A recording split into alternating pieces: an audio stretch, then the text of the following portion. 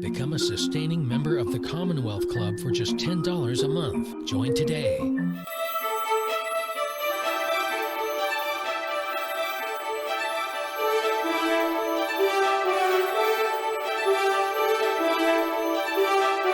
Good afternoon. We hope you're staying safe and are well wherever you are. And we look forward to seeing you in person again at the Commonwealth Club when it is safe to do so.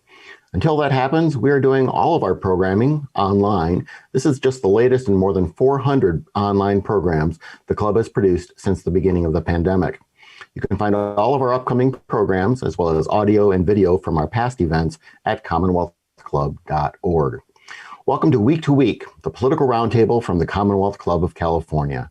I'm especially pleased you can join us for our annual Week birthday edition. Quick news quiz. How old are we? Yes, we're 9. 9 years ago, we launched this series as a bit of an experiment. Could we present a panel of journalists, academics, and analysts discussing politics with intelligence, civility, and good humor? Well, here we are with no end in sight, and we're grateful for all of you who watch and listen to our program, who show up for our social hours, who submit comments and questions. And of course, I'm grateful for all of the panelists who have really done the real work on this program for nearly a decade. And me, I'm John Zipperer, your host for Week and the club's Vice President of Media and Editorial. On today's program, we are going to discuss President Biden's first month in office, as well as the aftermath of the previous president's impeachment and Senate trial, internal divisions in both major political parties, the effort to recall Governor Gavin Newsom, and the politics of schools. Now, if you're watching us live on YouTube, use the chat function to post some questions, and I'll try to work some of them into our conversation here today. Now, let's meet our panelists. Bob Butler is a reporter for KCBS Radio. He's also the broadcast vice president for SAG-AFTRA. You can find him on Twitter at BobButler7. Good to see you again, Bob. Bob Butler 7, by the way, means that there were 6 other Bob Butlers before they perfected the model, right? I tried. This is the best version yet. I agree. Well, we also have Carla Marinucci. She's the senior writer for the Politico California Playbook, and she's on Twitter at @CMarinucci. Hello again, Carla. Hey, good to be with you, John. Thanks.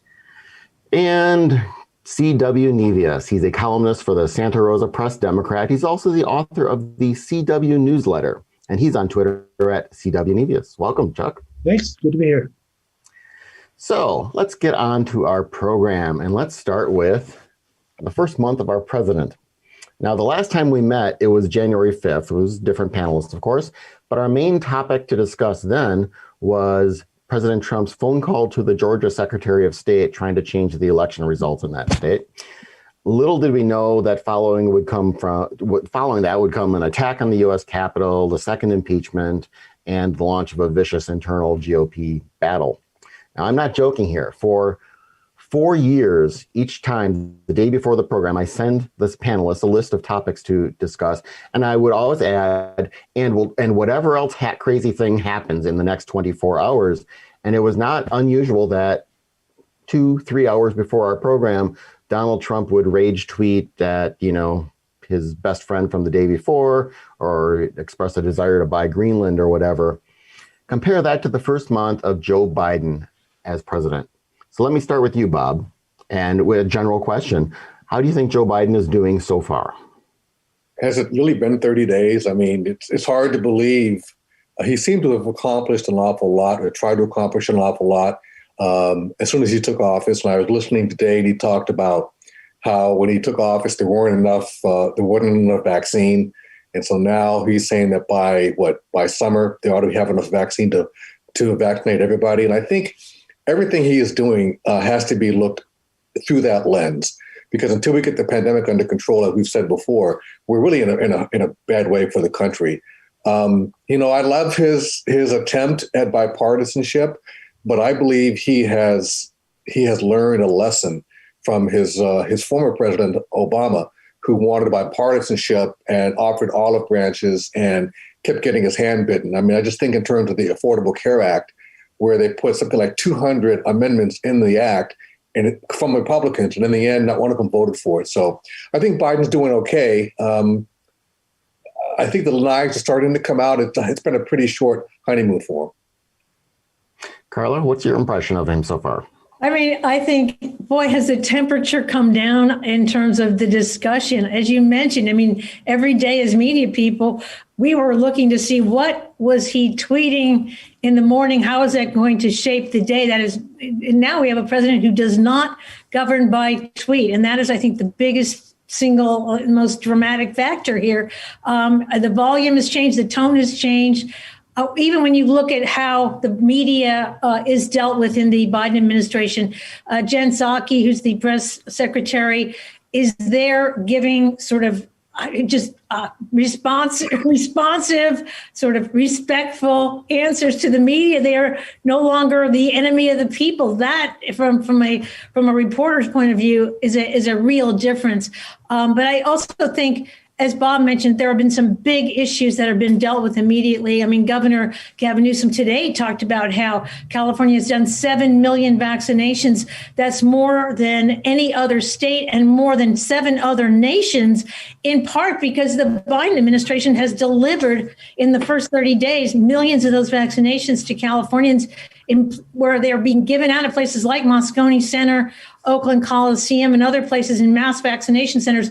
That is a very huge thing. And I think that's important. But we're also seeing, as Bob mentioned, progressives and on the other side, some of the more conservative groups are sort of now beginning to sort of take their stance against Biden.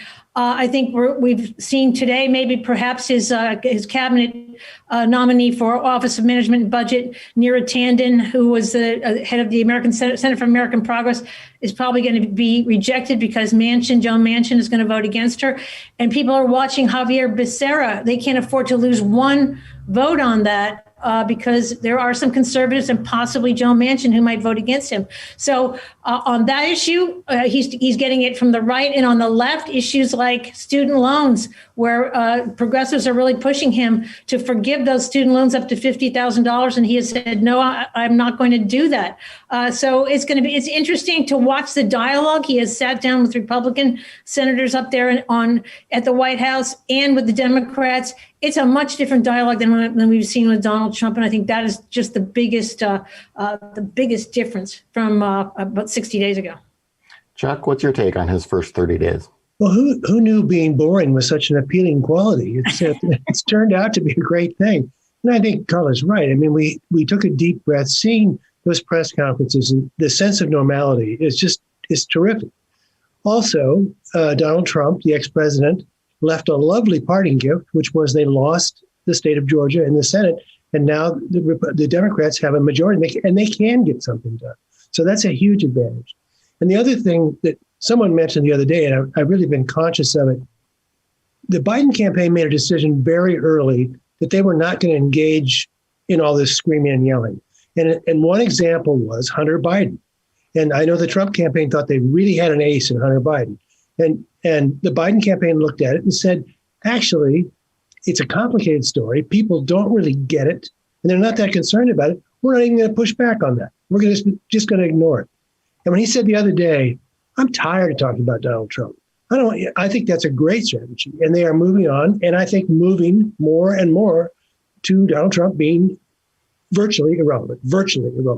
And so I think those are all good decisions. Bob's right. We're now starting to see some honest to goodness Capitol Hill back and forth, and there'll be more because the progressives are also, as we're saying, the progressives are also going to be very engaged in trying to get there. The only other thing I'd say is I was impressed at that town hall when the woman got up and said, student loan needs to be canceled. What are you going to do to make that happen? And he said, I am not going to make that happen. And I like that. I mean, he's not old, Uncle so-and-so doesn't have any, he had a firm opinion, and that's it. Let's get back into the issue of these battles now he's going to have both with Republicans and within his own party in terms of getting his people into place. And Carla, you kind of set the table there for us on that. Let's talk a bit more about Xavier Becerra. I mean, he's the California Secretary of State. He's nominated to be Homeland Security Secretary. He's the Attorney General in California and nominated for Health and Human Services. Yeah. I like moving them around like the puppet master here. That's actually what Gavin Newsom gets to do these days. But talk about his prospects and the battle he's facing in the Senate. Was that unexpected?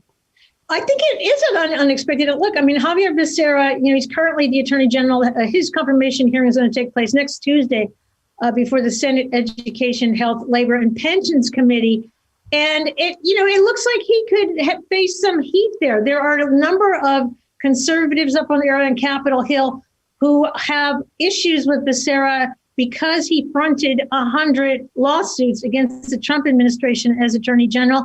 And he has played a very critical part in national health care issues. Amazingly, the Affordable Care Act, he was one of the main defenders of the Affordable Care Act in court. So you've got a bunch of Republicans up there who say he is too partisan.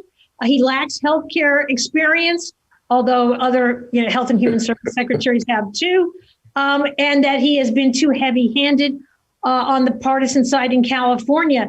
And people like Mitch McConnell have come out and called him a troubling choice. John Thune has also said he's on the extreme left. So at this point, seeing what happened to Neera Tanden at OMB today, it's possible that perhaps Joe Manchin might go that way. And the bottom line is the Democrats cannot afford to lose one vote on that one. And that's, I think, Becerra would be the first Latino in that position. So a critical vote and critical to California, I got to say. So I think we're all going to be watching to see what happens next week. It's going to be a real test for Biden, for sure. It will be. Bob, I mean, oftentimes it's an early test of a president when they have to either defend or cut off one of their nominees, whether they're already in office or not.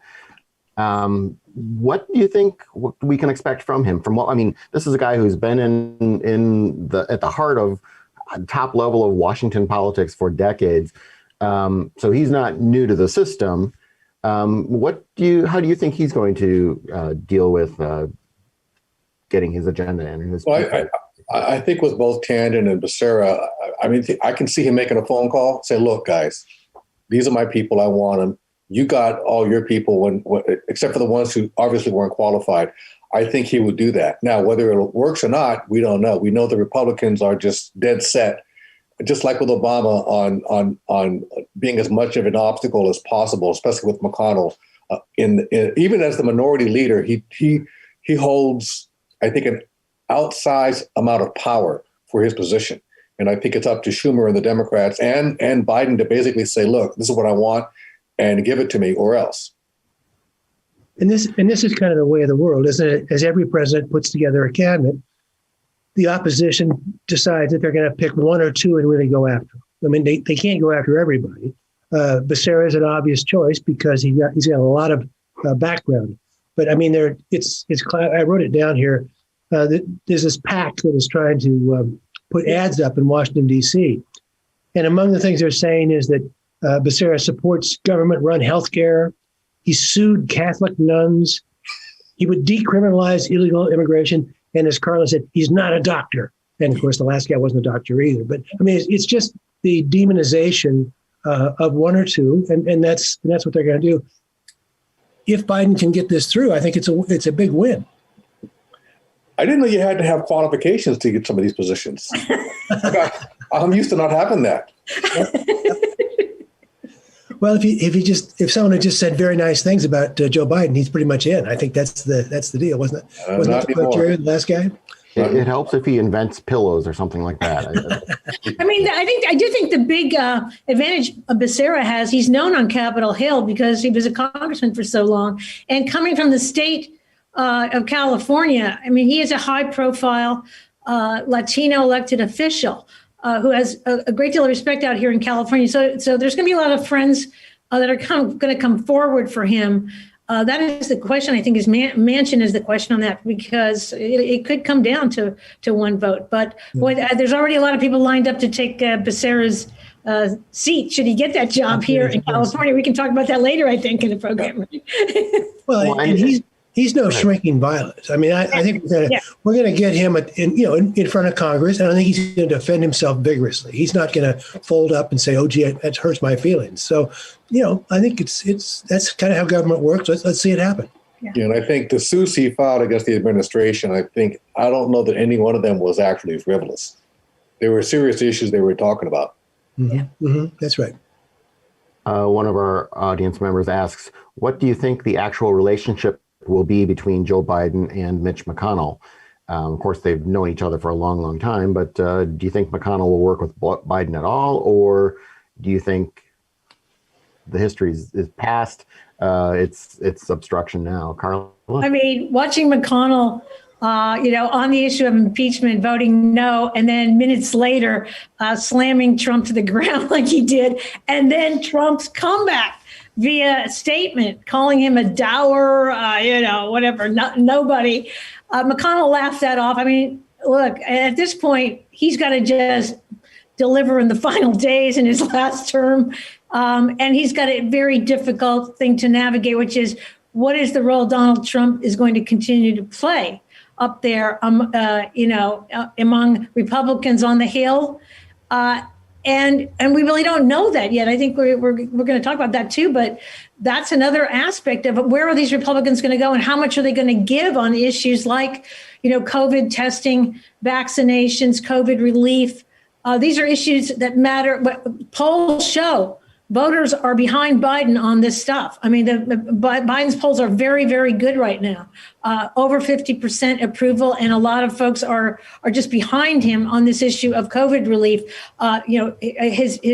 His national polls are somewhere around 55%. Our political poll has him at 62%. So this is what Donald Trump could only wish for, those kind of numbers. So at this point, McConnell is probably aware of that. But the fact is, they're going to throw shade at him and throw things in his way as he tries to get some of these things to Congress. No question.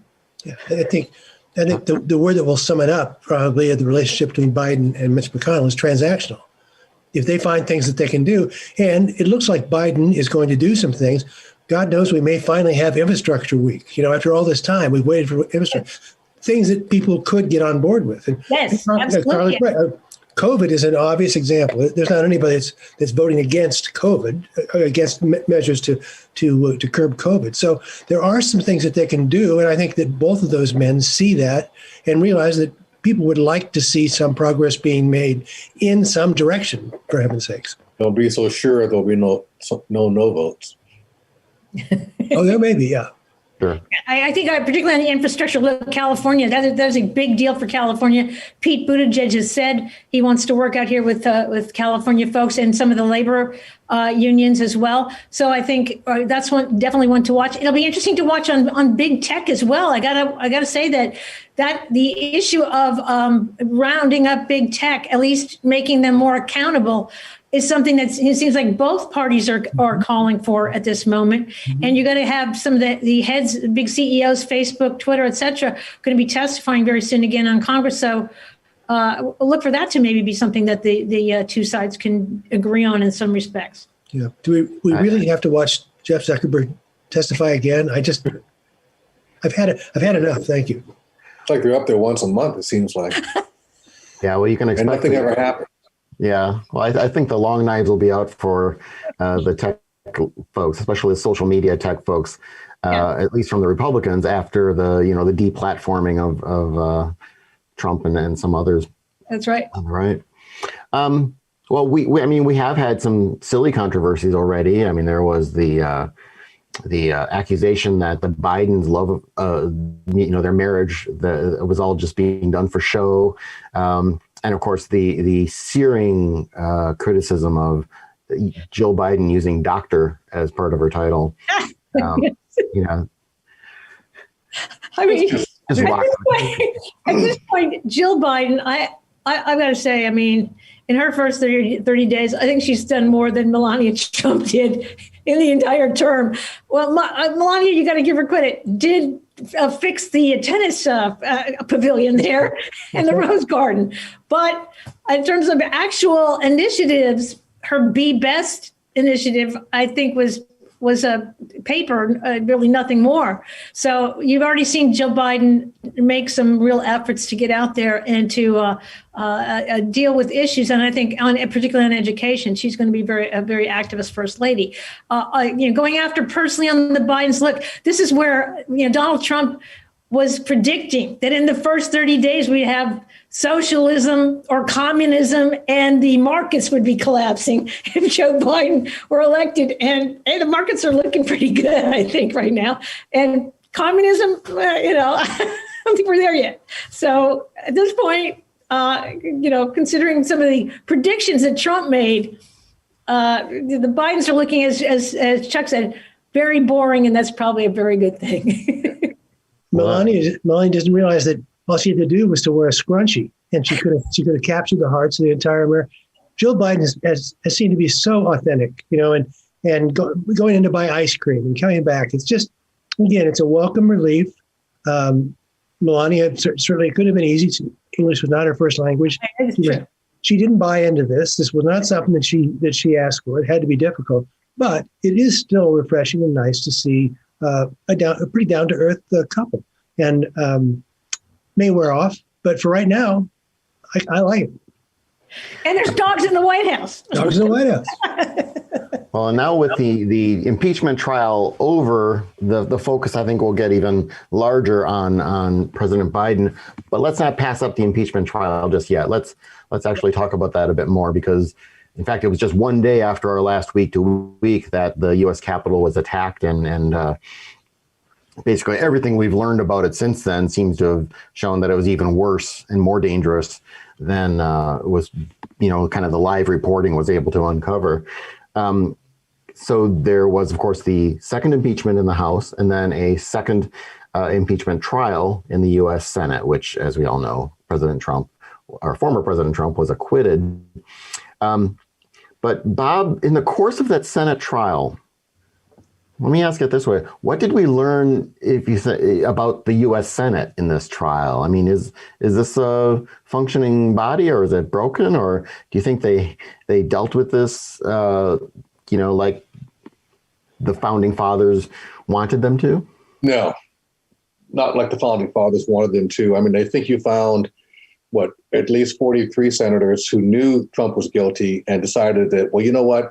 I want to get reelected. So if I vote guilty, Trump might go on Fox and say something bad about me, and I'll lose his base. They're all trying to get Trump's base, which I don't know whether they can do or not. But, the Republican senators, the Republican conservatives in general, not all of them, but a great many of them, just seem to be very angry. And I remember a quote from James Baldwin back in the 60s saying, if you're Black in America and relatively conscious, you'll stay in a constant state of rage because you realize what's being done to you.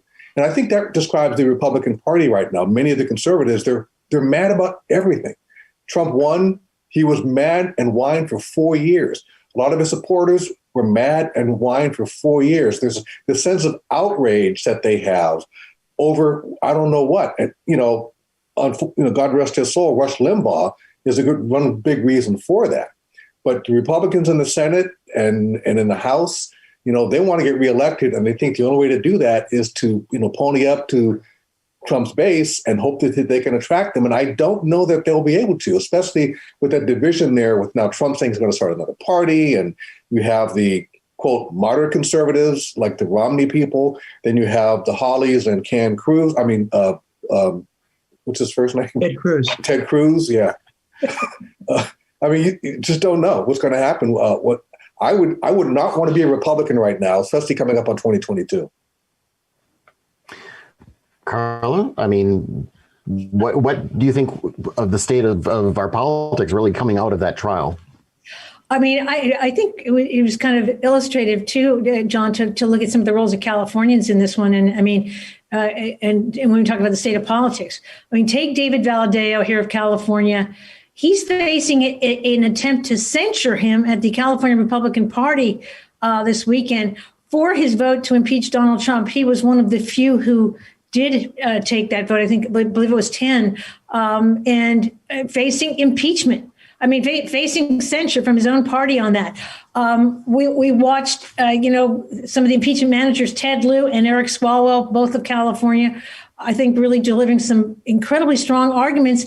And you had Kevin McCarthy, on the back end of that insurrection, standing up and saying that the president did have a role and should have taken responsibility, and then days later twisting himself into a pretzel and saying, well, no, he actually didn't say that. And since in the days since, going down and kissing the ring, if you will, at Mar-a-Lago to stay in Trump's good graces. McCarthy then took the next step and defended Marjorie Taylor Greene and her QAnon sort of philosophies, and it refused to take her out of her committees. And that was another area where we saw only one California House member stand up to vote to remove her from committees, and that was Young Kim of Orange County.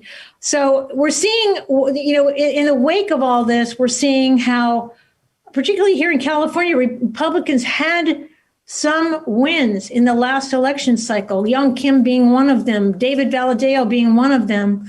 And now the question is, are they going to be the party of Trump? And this is the story for Republicans all over the country. How much is Donald Trump going to be part of the party? It looked on the eve of that insurrection that so many Republicans, including Lindsey Graham, were saying, that's it, I've had enough. Now it's, as some people have called it, Trumpnesia. They don't want to remember anything about Trump, and they just want to move on and sort of are welcoming him even back into the party. That is going to be the question of how successful that move is going to be, considering that in California, Republicans are leaving the party in droves in far bigger numbers than the Democrats are leaving their party. Not just in California. Not just in California, correct. There have been reports of thousands of people leaving Republican parties across the country after the insurrection. Chuck, we've already mentioned, Senator McConnell voting to acquit the president and then giving this blistering speech, saying he incited this. This is lies at his feet. What do you make of why McConnell would have done that? Was he trying to provide cover for his caucus? Was it a personal thing? Was he trying to preserve some mythical establishment Republican leadership? Your thoughts on why he did it? Well, I think before the impeachment trial, there were people saying this is going to just draw everything out. It's going to divide the country. I think you might have almost convinced me of that. But as this impeachment went on, I think it was an incredibly valuable thing to put all this information in one place. And historians in the future, when they study Donald Trump, are going to go back to the video of that week and see, because it added up. It was a brick by brick by brick, and it meant a lot. And Mitch McConnell could not, at the end of all that, say, oh, well, he's acquitted, so let's forget it. I think everybody knew that. The Republican senators that voted not to impeach did it on procedural grounds. They said, that's the other Mitch McConnell thing, of course, is we can't possibly have the impeachment trial now. It's too soon. And then we have it after he's out of office. Unfortunately, now it's too late. So it's the classic Mitch McConnell thing. But I think that was a big moment, and I think it was incredibly helpful for the country. And I think a lot of these guys, to no one's surprise, are driving by way of the rearview mirror, and they're looking in the back to see how did that play? How's that working out? And I think McConnell laid down Claire McCaskill said that was a lock him up speech. Why don't you get in the legal system and try to hold him accountable? So that was pretty impressive. He didn't have the votes to impeach him, and for him to vote to impeach would have made him look weak. So I think he probably played it down the middle as best he could, but I still think Donald Trump came out of that very weakened, in my humble opinion. Why are we still talking about him? Well, that's a good question. This is this theory that I have not been able to convince my wife of. I think we're confusing the Donald Trump before January 6th with the Donald Trump today. That day scared a lot of people. And it scared people on the right. It scared Republicans. That's the first time you really did think he is trying to take over the country. He's actually trying to take over the country. And I think the call to go to state houses the next few days and nobody showed up, the fact that people aren't talking about him that much. He lost the popular vote in 2016. He lost it bigger in 2020. And even the stuff we're talking about, Carla, Liz Cheney comes out and takes him on. Oh, boy. So we send Matt Gaetz out to do a pep rally in Wyoming. But then when it comes to a vote to strip her of her leadership role, she wins 2-1. She wins easily. And Marjorie Taylor Greene, I know we said she's getting oxygen from Trump, but she was taken off her committees. I think the tide's going the wrong way for Donald Trump. He's kind of turning into the pillow guy. I got to say, I'm not so sure. When you have Kevin McCarthy basically also twisting himself into a pretzel, at one point criticizing Trump, and now clearly, laying out the red carpet again for him. Lindsey Graham, again, laying out the red carpet, saying this is the guy who represents the Republican Party. As I said, the Republican Party in California is meeting this weekend. A lot of those folks are still with Trump. When you ask their candidates about Trump, they do not want to criticize him in any way, shape, or form. I mean, they just won't go there. Right. So I think that fear, what you saw when Trump came out with that incredible statement about Mitch McConnell, just ripping him. This is the guy who got his Supreme Court nominees, including Amy Coney Barrett, fast track them. They wouldn't be there without Mitch McConnell. And yet Trump, basically ripped him up, right? They're afraid of him still. That just shows me, and I think McCarthy's effort to go to Mar-a-Lago and to pose with Trump, he wants to be Speaker of the House. There's no question about that. He thinks that is his path.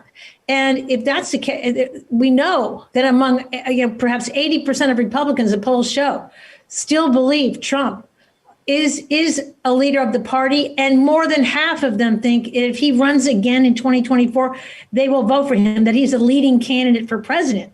So I'm not so sure you can dismiss him. Well, without his Twitter platform, I agree. Well, it seems like he's out of the loop, but I'm not so sure that's the case. As I said, I haven't even been able to convince my wife of this yet, so it's one of those problems. But the Twitter thing was huge. The fact that he lost that, and I'd say he did a vintage rip of McConnell. It was personal. It was mean. And that thing went away like that. It was there and it was gone. Yeah, and McConnell laughed it off. McConnell laughed it off, and he didn't back off, and he didn't say, I said some intemperate things I probably shouldn't have done. How about Nikki Haley, who comes out and then tries to go down to Mar-a-Lago, and then Trump won't do it. But the thing I thought was significant, and this is kind of where I'm basing it, is when Trump got on Fox about Rush Limbaugh, he started in again about how I won the election. And that's what I mean. He's turning into the pillow guy, because the pillow guy went on whatever that news station was, and they said, we're not talking about the voting machines. He said, oh, no, we have to. And Trump is turning into that guy. When you see his phone number come up, you go, oh, man, he's just going to go on and on about the election again. And that's over. I think he's marginalizing himself. I mean, wishful thinking, Pollyanna, but I think he is putting himself out of the picture. Yeah. I mean, by the way, the figure, I just called up the figure. More than 33,000 registered voters have left the Republican Party since January 6th. So, yeah, there's a cost to being with Trump. There's no question. He's still popular with a lot of those grassroots folks. That I know for sure. Okay. One quick thing, and I'm done. Sorry, Chuck, then Bob. Sorry. The question I always have is, what is Trumpism? I mean, it's a personality cult, but what did we accomplish? Lowered taxes for the rich and got those judges in. Other than that, it's not like an overriding philosophical argument for this is how the party moves forward. It's Donald Trump doing those rallies and insulting people. Someone on an earlier Week to Week mentioned, this is early in Trump's term, that Trump doesn't have political followers, he has fans. Yes. And so they're judging him on and expecting from him different things than someone who's looking at Chuck Schumer or Claire McCaskill or something else. Bob, I spoke with you. Did you have something to add? I was just going to say that we talk a lot about McConnell and McCarthy and all that they're trying to do, and Republicans wanting to get reelected. Talk to me after the midterms. If the Republicans are able to come back and take the House, then we'll have to talk about Trump some more. But I suspect that the 82 million that voted for Joe Biden will come out again for the midterms, and that the Democrats have a chance to further solidify the House and maybe pick up seats in the Senate. If that happens, we might finally be able to get rid of talking about the former president.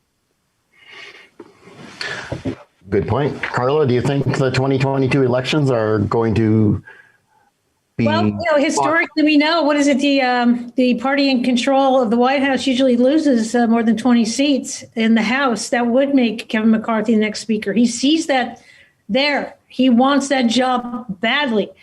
So the Democrats have got to hope that they can fire up people as much as they did in the presidential election. And we know that's historically, that doesn't happen historically. So they're going to have to work very, very hard on it. But right now, as you said, the polls are in Joe Biden's favor. I think people like the fact that, yes, COVID is being addressed. You're going to see those numbers come down. You're going to see the vaccinations go up. You're going to see the economy rebound. And all of that works in Joe Biden's favor if that's what happens. The schools have got to reopen. And that's at the national level and at the state level for the Democrats. If they don't get that done, then they could be in trouble. Yeah. Okay. Well, we've been talking about intra-party controversy within the Republican Party. But of course, the Democrats are no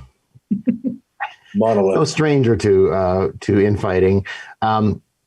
And there, of course, remains this progressive centrist Democratic split.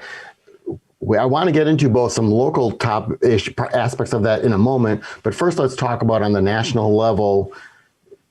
You're not seeing huge rifts on the national level, though we are seeing, as we saw, or we mentioned already, Senator Manchin. He's not doing what the president wants. But maybe your take, and start with you, Bob, that Biden at least has a bit of a free hand for a while to kind of try to push his agenda through, and maybe the inter-party controversies can come later, or do you think otherwise? Well, I think, the far left of the party, the Sanders, Ocasio-Cortez, they want what they want. And they say, we helped put you in office and we deserve this. But I think Biden has basically said, and he said this during the campaign, some of the things that you want, I don't think are good for the country. I'm not going to go down that road. So I think there'll be a fight within the Democratic Party for these things like the $50,000 student debt, Medicare for all eventually, even though everybody is saying it would be a good thing for the country, especially during a pandemic, I think we will see some movement on that. If nothing else, if they can, now that they have taken the Department of Justice out of the suit against the ACA, I think we may see some improvements there. If you see improvements in the ACA, even people in red states who got their insurance through the ACA are going to have to step and say, you know what? I don't have to worry about my insurance anymore. Now I know I'm going to have it at least for the next 4 years. I think that's going to be a big thing. But yeah, there'll be battles, but there always have been battles between, the far left, the middle left, the right left. It's just politics. Carla, your thought? Democrats, national level? Yeah, I mean, as Bob said, I think school tuition is a very big thing for progressives like Ro Khanna here in the Silicon Valley. He's made an issue of that.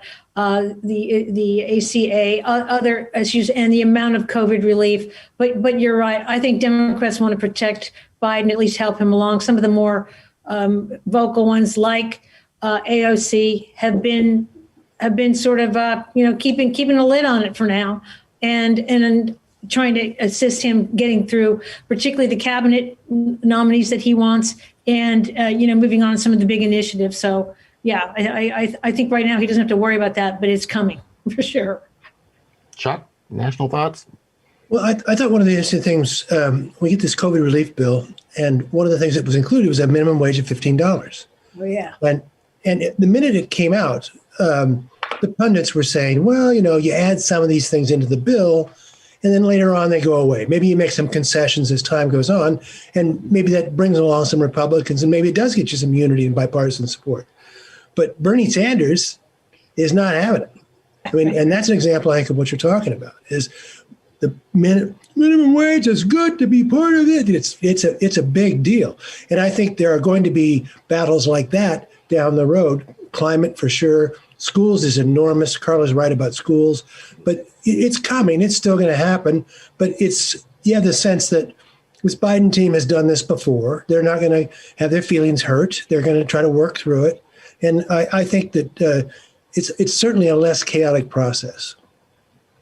Let's talk then about Democrats on the local level and zero right in here on the home base for some of us, San Francisco.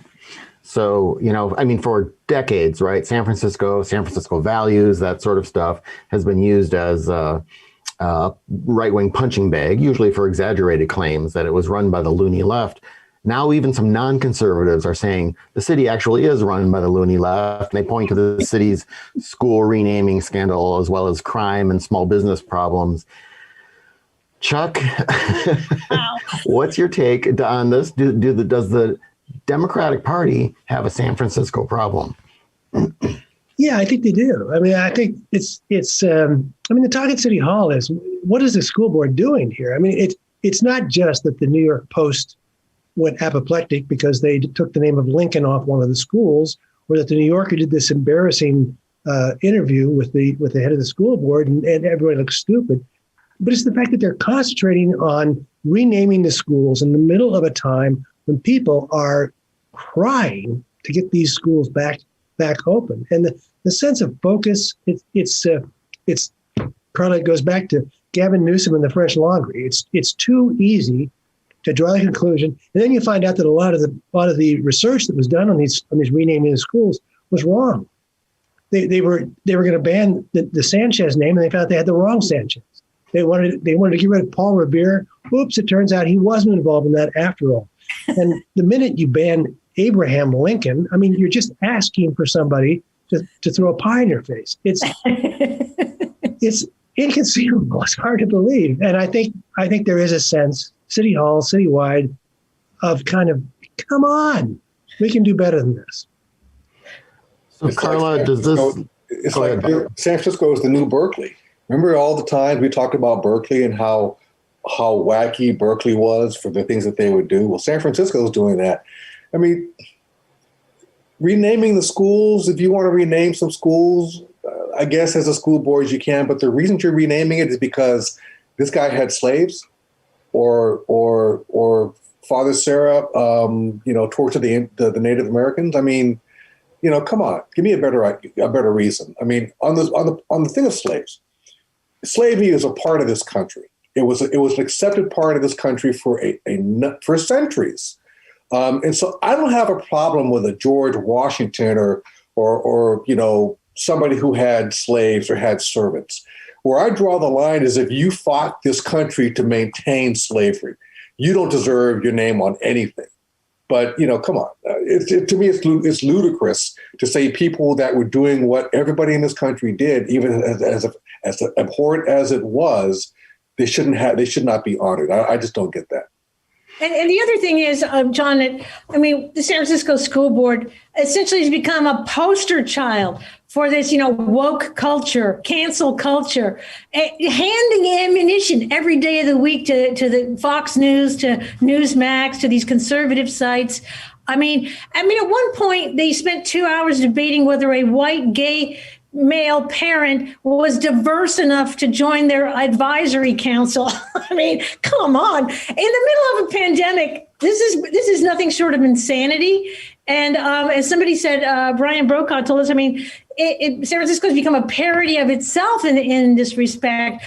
This is particularly problematic, I think, for Democrats, because it comes as Gavin Newsom is facing a recall. And this is just fired up all those conservative critics and just added ammunition and fire, fuel to their fire.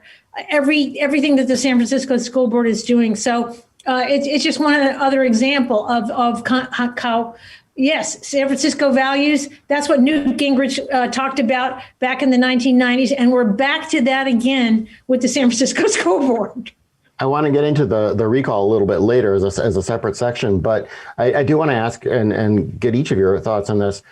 Have we reached kind of peak woke as far as the political control of the board of supervisors, the board of the school board? In other words, is the next election for any of those seats likely to see a resurgence of the so-called centrist Democrats or the moderate Democrats in the city? You know, one of the ironies of San Francisco is as woke as San Francisco is, year after year, we elect a moderate mayor. I would say the only progressive mayor in recent history was Art Agnos, and he was a one-term mayor. There's a very moderate core in San Francisco, and not to mix the metaphor, but they need to wake up if they're going to try to take this seriously. But the purity test thing, I think, gets to people. You're good, but you're not quite pure enough. You know, you're not, and it goes back to even in the presidential campaign, defund the police. That was a bad slogan. That was a bad idea. And now they've been hit over the head with it over and over and over. And it is that tendency of the progressives to take it too far. And if you don't like it, you're just wrong. That's all there is to it. I mean, it also underscores how elections, down ballot elections, are oftentimes ignored by voters. And sometimes those are the ones that have most impact on your life. I mean, let's remember in San Francisco, too, a declining number of parents even send their kids to public schools. So many people just write off those elections or don't pay no attention to them. And there's a big cost to doing that. That is the problem. I mean, I'm thinking in this recall year, you may see recall fire when it comes to the San Francisco School Board. There's been enough editorials, et cetera, pointing them out. But the fact is, in a pandemic year, voters don't have time and energy a lot of times to deal with the elections that affect them most. The city's district attorney, Chesa Boudin, is also a darling of the left. Could he face a recall, do you think? I mean, I think we're starting to hear this recall word being used in a lot of different venues around the state. I think Republicans have found a way to a formula sort of getting out their voters. They've pinpointed them very, very exactly in the Newsom case in terms of getting out petitions. And we see in California the bar isn't that high for recall elections. So yeah, I think Boudin is definitely a controversial figure. He's made some very controversial moves, and I wouldn't be surprised if that happened. Getting a recall across the line, however, is a different story. Yeah, I think one of the problems with him is he is now an established sort of a meme. You know, he's the guy that lets everybody out. Now he gets blamed for everything, whether he had anything to do with it or not. Yeah. And part of that was he didn't handle it well in the start. He could have done a better job of PR for himself. But now he's the guy that's ruining San Francisco. And I'm sure he's an honorable guy. I doubt that that's the case. But again, back to you, John. Polarized and the woke culture, and we end up with two sides yelling at each other. Bob, I mean, you're not in San Francisco. Is San Francisco an outlier in this kind of current resurgence of the progressives, or do you see it in other cities and communities in the Bay Area? I think the progressive left, if you want to use that term, has become more and more prominent. And the problem there, as I see it, we have a member of a school board here in Antioch who just got elected, and there's no filter. It's whatever you think you want to say, you're going to say, and no matter who it upsets. And I long for the days when your words were measured and they had meaning. And I think we're all part of this culture that was created back in 2016. That no matter what, say what you want to say. No matter the consequences. If you don't like it, that's too bad. And you see where we are. Now we have, people who are in office who probably wouldn't be in office if it were not for that culture. So I think it's a problem. I mean, we have a situation here with the school board that we talked about. It's been on the news the last couple of days, where a school board meeting where the school board members thought they were talking to themselves, and the public was listening in. And they were disparaging parents. And now there's a recall effort that last time I checked had 5,000. It's not a recall effort. It's a petition for those school board members to resign. And it has 5,000 signatures. And it just started Wednesday night I think right after the meeting was over. So one of the school board members has already resigned. Wow. And there's 2 more that are on the chopping, but they already had 1 vacancy. If those 2 resign, there'll be 1 school board member in that city of Oakley. Well, that gets into the controversies really we're seeing here, we're seeing in Chicago, we're seeing in a number of places across the country of school openings. And this is a political, it's not really a hot potato because they're stuck with it. They can't throw it. But for governors and mayors in many places, and often pitting them against teachers unions who are trying to, go slowly on school reopenings. So let's talk a bit about the politics of school reopening and Chuck, I mean, from what you're seeing, is one side smarter than the other, or is this one of those things where both sides are right in what they're trying to do, but they don't click together? It's not an easy compromise to make. I think we'd all welcome it if it was 2 sides. I mean, the thing with the school opening is it's going in every possible direction all over the country. There are schools open. There are schools that aren't going to open. You mentioned Chicago. And one of the frustrations I had with the San Francisco School Board is Chicago has a very active teachers union, and they're a feisty bunch. They're not a bunch of milquetoast. And they got together with the city. They worked it through. The demands just keep getting higher and higher and higher. But they worked it through. They found a workable way to get elementary schools open, and they opened them the following Thursday. San Francisco says it has this plan to open schools, and they're hoping maybe they can do it by April, but it might be May. And if it's that late, maybe we just won't have a school year. I mean, that's the kind of frustration that I think people are facing. Teachers have this enormous reservoir of goodwill, as they should. It's a very difficult job. It's such an important job. But they are now reaching the point where they are beginning to look obstinate and unfeeling.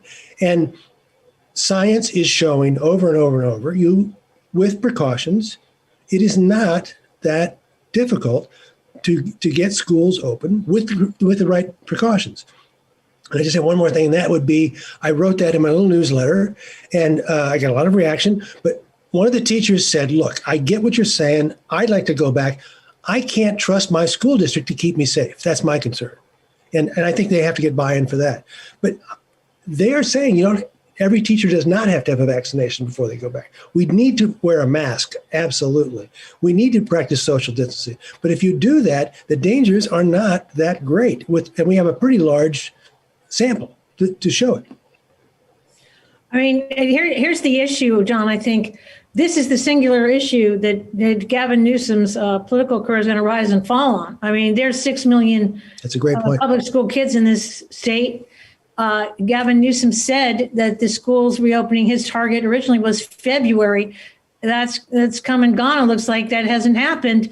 And so we saw the legislature this week come out with another proposal. Newsom says it doesn't go far enough. He's under fire from the teachers unions. They've come out with an ad basically that, basically stressing the need for safety precautions. But as Chuck says, a lot of parents are saying, look, come on, what's going on? And Newsom, it looks to me, in his press conference today, seems to be losing patience with the teachers and saying, we got to do something. That what the legislature is trying to do here doesn't go far enough, doesn't go fast enough. We need to move faster. They know that parents are at their wits' end at this point. They need to get those kids back in the school. This is having a huge effect. And I think at this point, the teachers union, as Chuck said, is beginning to look like they're obstinate and not giving in here. So what we saw this week was Newsom saying, okay, look, 10% of the vaccinations are going to go to teachers. We're going to make sure these teachers get vaccinated. There's not going to be any excuse here. And that has to be done because this is really do or die for Newsom. That's the singular biggest issue that the Republicans are hitting him on. And if that isn't done by the time this recall election, which looks like it's going to happen, comes around, he could be in trouble. Well, let's dive into the topic of the recall election. It's not the first attempt to recall California Governor Gavin Newsom, but this is an ongoing attempt that has outshone all of the other attempts, and it has picked up speeds from people who, from support from people who are upset about the closing of religious worship gatherings and as well as businesses and schools. And Carla, let's just stick with you because you've been writing about this.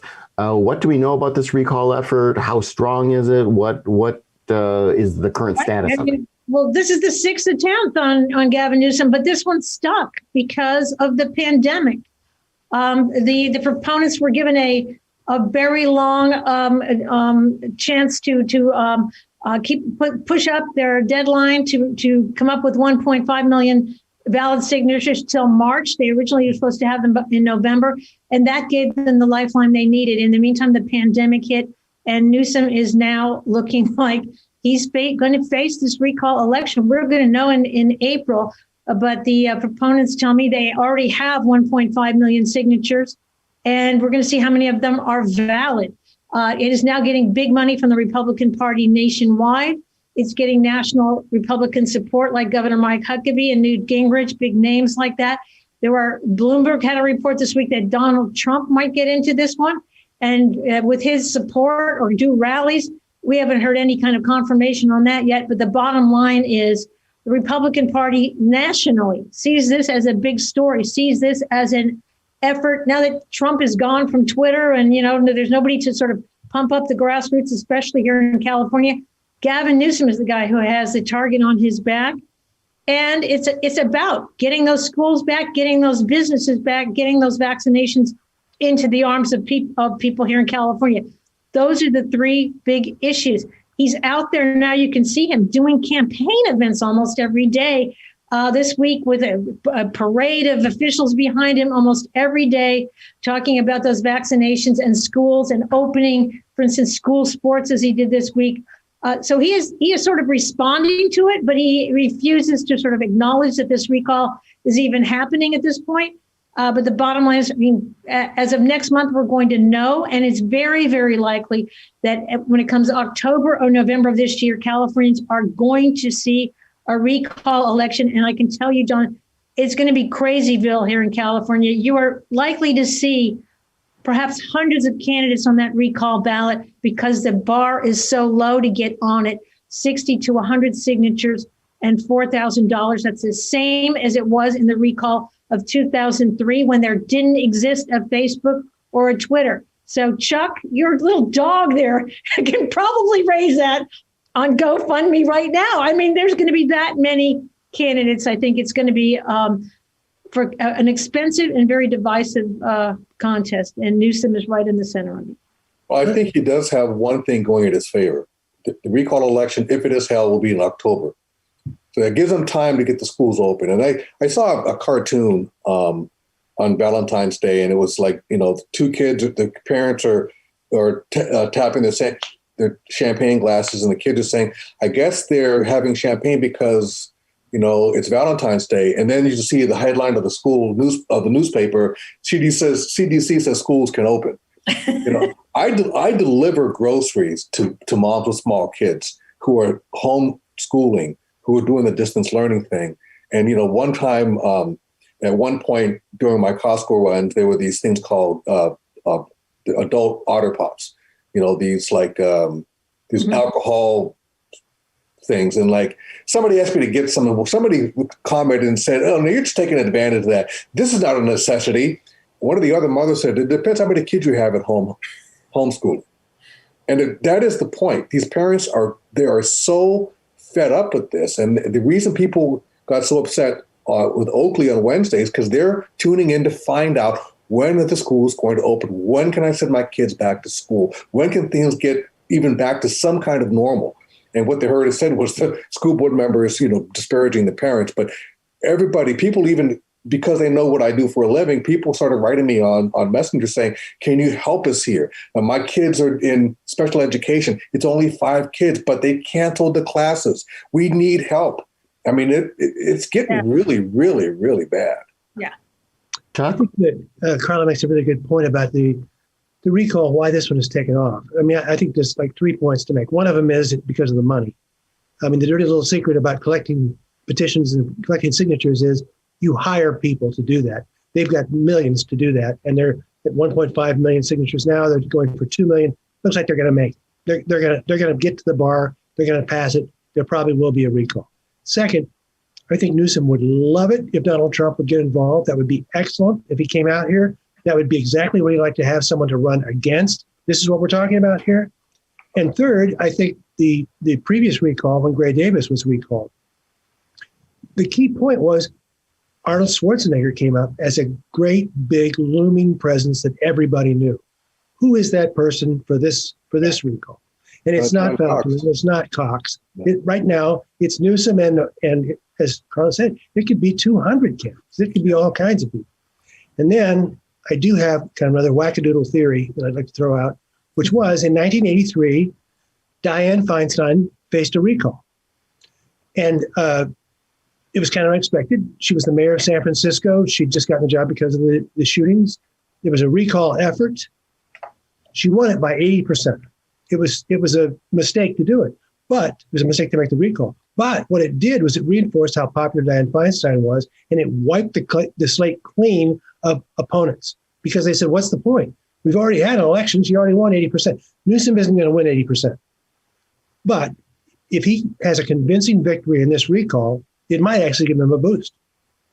It's a good point. I remember in my home state of Wisconsin when Governor Scott Walker faced a recall, and recalls are pretty rare there, I believe. But the Democrats were very energized about this, and there was a lot of energy around it, a lot of public protests and marches and all this kind of stuff. And he won it, and then went on to win an actual re-election very handily because he got elected essentially 3 times as governor.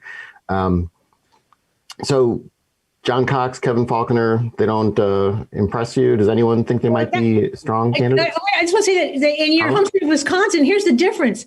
It takes twice as many signatures and you get half as much time to put a recall on the ballot. Here in California, they get a lot more time.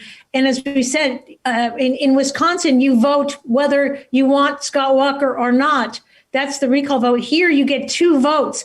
The first vote that people will decide on is, do you support the recall of Gavin Newsom, yes or no? And then which of these candidates do you want? And that's where sort of the political intrigue might come through, because will any Democrats get on that ballot? We've already seen, you mentioned Kevin Faulconer, who was here in San Francisco this week, campaigning in front of Abraham Lincoln High School, using that whole issue to say, look, California needs a comeback. He's even got a campaign going, and a very sort of organized one going. And he's got big donors behind him. John Cox has already put $2 million into it of his own money, and expect a bunch of other Republicans to get into this too. They see this as their opportunity to elect a Republican governor, because in a regular election, remember, Newsom is up for election in 2022, just 1 year later. Republicans would have a very hard time getting any candidate on the ballot under our top 2 primary system. So that's why they're seeing this as an opportunity. And I think, the nation is going to be watching this as sort of the biggest political story of the year. So a lot of money is going to pour in, and I think you can expect The Rock or Kanye West or some, big name, Kim Kardashian. She's getting a divorce this week. Maybe she's going to, I think you just don't know. That is such a low bar, $4,000. I can just tell you a number of people will get on it just to say they ran for governor. That's how crazy it's going to be here in California. Yeah, I think it'd be a win-win for Republicans. Even if they don't win, they muddy Gavin Newsom up. And he was seen as an up-and-coming guy. Maybe they tarnish his image a little. Okay, well, final question before we end the program then is, how do you think this will work out? Do you think Gavin Newsom will be governor in January of 2022? Bob? Yes. I do. I mean, the same people who I think were upset about what happened with the Oakley School Board, these are the same people that voted for Donald Trump. So a lot of these are the same people that voted for Donald Trump. There aren't enough of them in California to win the gubernatorial election. So we'll just have to see. Plus, with all of them leaving the party, they're leaving the Republican Party, but they're going to vote to recall Gavin Newsom. They might, but I think the Democratic independent voters in California will speak. Carla. I think, Bob is right. Gavin Newsom has a huge advantage in that the Democratic Party has 20-point advantage here in California, at least over the Republican Party. The question is, can you get those voters to come out in a recall election when the more motivated voters might be the angry voters?